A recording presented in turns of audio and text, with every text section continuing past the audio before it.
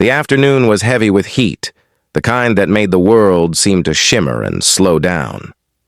A soft wind carried the scent of sage and dry earth through the open kitchen window, where Clara Reeves stood stirring a pot over the fire.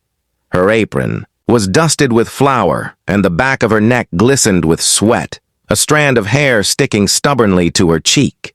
She brushed it away with her wrist, humming as she worked, a low, wistful tune that had no words but told stories of longing and quiet endurance. The small ranch house creaked with every breath of the wind. The floorboards beneath her bare feet were worn smooth by years of living, her mother's years and now hers. On the counter lay half-kneaded dough for cornbread, a wooden bowl of wild onions, and a chipped cup that still smelled faintly of coffee. It was an ordinary day, and she liked it that way. Ordinary meant calm, and calm meant safe. The stew simmered, gently, sending up steam that fogged the window pane. She lifted the lid and leaned in, inhaling deeply. Venison, wild herbs, a touch of salt pork, her mother's recipe, learned back when the kitchen had been full of laughter instead of silence. Clara hummed louder, as if to fill the space that laughter used to occupy. Outside, a figure on horseback was making his way down the narrow dirt road that led past her land. Jack Dalton had been riding since dawn, the sun beating down on his shoulders, dust rising behind him like ghosts of all the trails he'd taken. His horse, a chestnut gelding with a patient gait, snorted as they approached the fence line. Jack slowed, intending only to rest the animal and find water before pressing on toward the next town. Then he heard it, the faint sound of humming, drifting through the still air like something meant for no one and yet for him alone. He couldn't make out the words, there were none. But the melody pulled at him in a way he couldn't explain. He tightened the reins, eyes narrowing toward the small house sitting quietly among the cottonwoods. He hadn't expected to find anyone out here, least of all a woman's voice. For a long moment he sat motionless in the saddle, listening. The sound was so pure it hurt, a reminder of something he'd lost or maybe never had. A home that waited, a voice that made the world seem kind again. Jack dismounted slowly, boots crunching over the dry earth. The horse followed, reins dragging loose. He made his way to the open window where the humming came from, each step measured, careful not to startle whoever was inside. Through the thin curtain fluttering in the wind, he saw her. She stood with her back to him, stirring the pot. Her movements slow and graceful. Her dress was faded blue, cinched at the waist with a strip of linen. Her hair was dark honey, braided loosely down her back, catching the light like strands of wheat. There was nothing extraordinary about her, yet Jack found himself unable to look away. He rested one arm against the windowsill and spoke gently. "That's a mighty pretty sound for a lonely kitchen." Clara gasped and nearly dropped the ladle. She spun around, eyes wide, heart hammering against her ribs. "Good Lord, you scared me," she said, pressing a hand to her chest. Jack tipped his hat, his face breaking into an apologetic smile. "Didn't mean to, ma'am. Guess I should have called out sooner." She blinked at him, taking in his sunburned face, the dust on his shirt, the leather of his vest cracked from the trail. "You make a habit of sneaking up on folks' windows?" "No, ma'am," he said, still smiling softly. "Just happened to be riding by. Heard someone humming and thought maybe I'd stumbled on an angel." Clara frowned, though a tiny flicker of amusement passed across her features.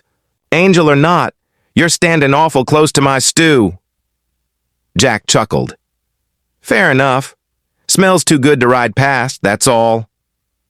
She turned back to the stove, trying to seem unimpressed. "You're not from around here?" "No, ma'am. Jack Dalton. Been moving cattle down south the last few months.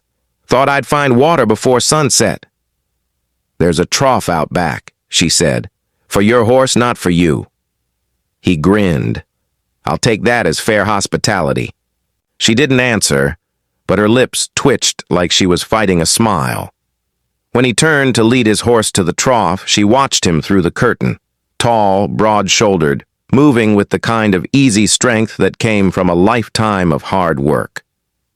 There was something about him that reminded her of the land itself, rough, sunburned, enduring.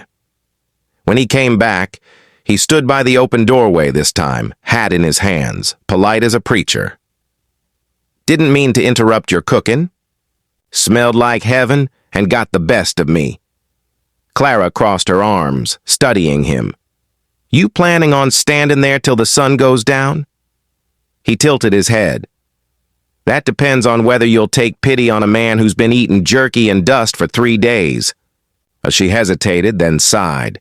"Sit down, Mr. Dalton, but don't expect fine manners. I wasn't expecting company."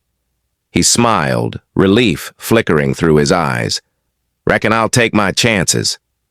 Jack stepped inside, and the air between them seemed to shift. The house felt smaller suddenly, his presence filling it. Not in an intrusive way, but like warmth spreading into places that had been cold too long. He took off his gloves, careful, respectful, and sat at the small wooden table. Clara moved around the kitchen with practiced rhythm, ladling stew into a bowl, cutting a wedge of cornbread. She placed it in front of him, then stood back, arms folded. "Eat. You look like you could use it." Jack picked up the spoon and took a cautious bite. His eyes closed for a brief second. "That's something fierce good, ma'am. Best I've had in a long time." She busied herself wiping the counter to hide her flush. "You say that to every woman who feeds you?" "Only the ones who cook like home," he said quietly. The words caught her off guard. She met his gaze for the first time, and something unspoken passed between them, something fragile and dangerous. She looked away quickly.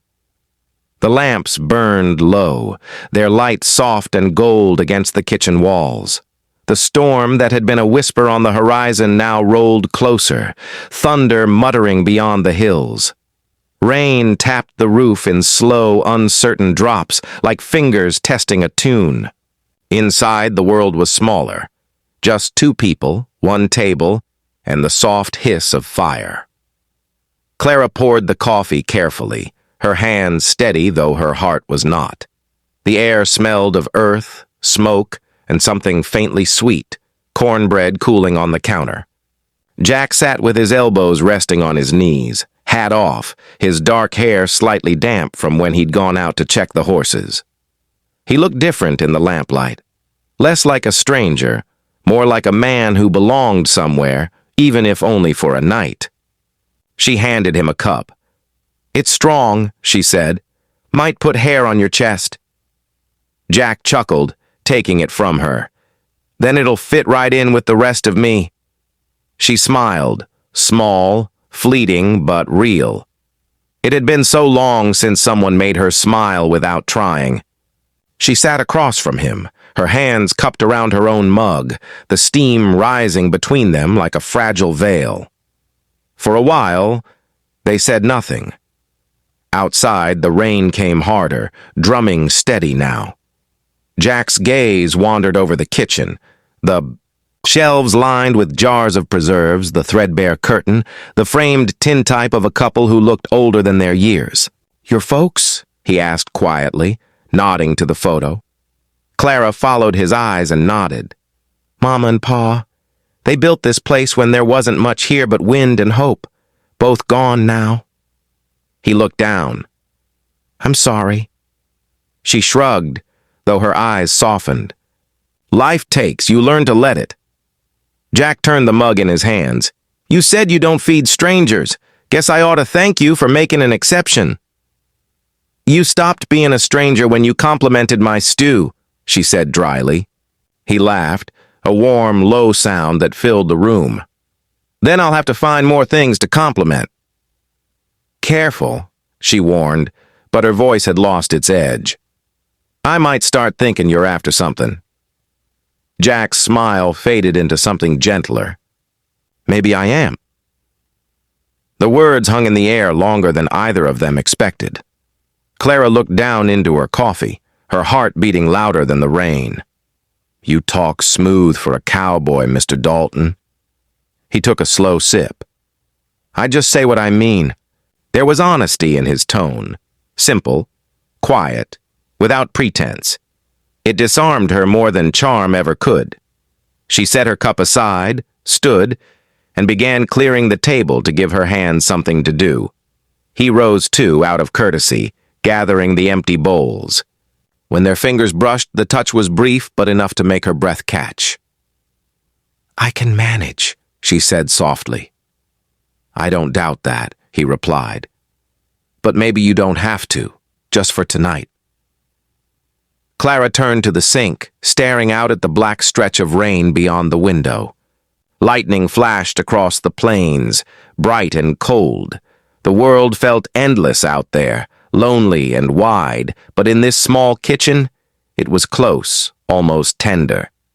She said, "You should stay till morning. Roads'll be a mess with the rain."